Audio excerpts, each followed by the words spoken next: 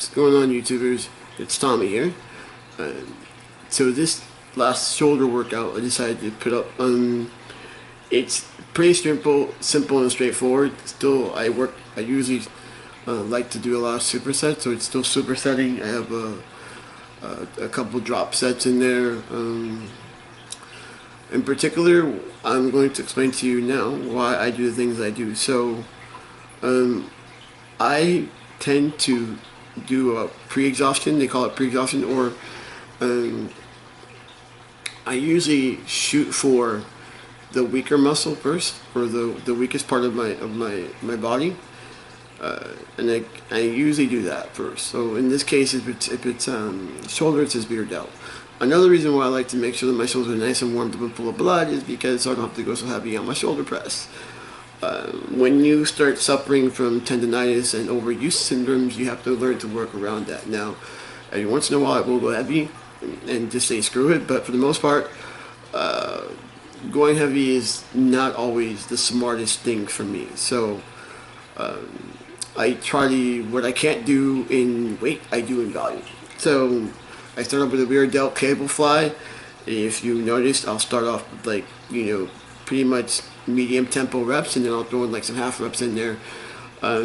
Usually when I'm like feeling like I can't go anymore, or the burn starts to get like really crazy, just like throwing a couple of fast reps in to put more blood into the muscle, and then I superset that with base pulls. All right, so base pulls towards the face. Make sure that I can keep my elbows up nice and high.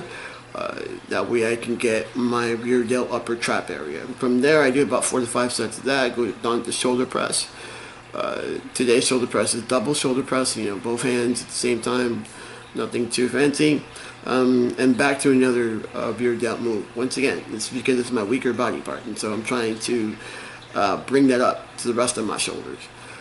The next one is I do the lateral raises usually by themselves. I don't put anything else with them because it's a drop set. So I start off in this one with a weight I can move, but not really. Just enough to get it to where I can get a decent amount of range of motion. And then I go from there and I keep dropping the weight. Now, with that, the reason personally why I feel like it's almost like tricking my body into believing that it's going to do 30 reps the whole way, 30 pounds of lateral raises the whole way through. But it just feels that way, even though I like went down half the way, it just feels that way. So your body doesn't necessarily know in particular, how much weight you're lifting. It just knows you're lifting. So the last one, I kept this one super light, once again to save my elbows, is shoulder press, but this time I put my chest onto the pad again on the machine and do it like reverse. So I find that one, if I put my elbows in the right place, I feel it more in my rear delt and my laterals than in my front delt. Once again, my front delts are pretty much developed. I'm trying to get my lateral and my rear delts to catch up. So that's the shoulder workout. I hope you enjoyed it, and that's what I'm doing. Have a good one.